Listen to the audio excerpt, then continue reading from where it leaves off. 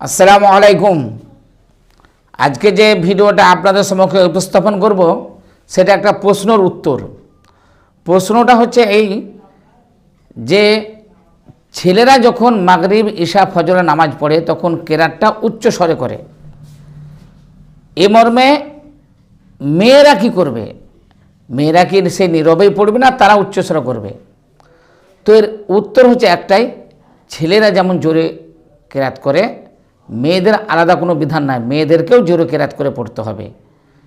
জোরে বলতে এতটা জোরে নয় যে তাদের আওয়াজ ঘরের বাইরে যাক, তা নয়, কমপক্ষে এতটা জোরে যে সে যেন কানে শুনতে পায় আমি কোন সূরাটা পড়ছি, কোন আয়াতটা পড়ছি, সে যেন তার কানে যেন সেই আওয়াজটা আসে, এত জোরেও তাকে পড়তে হবে।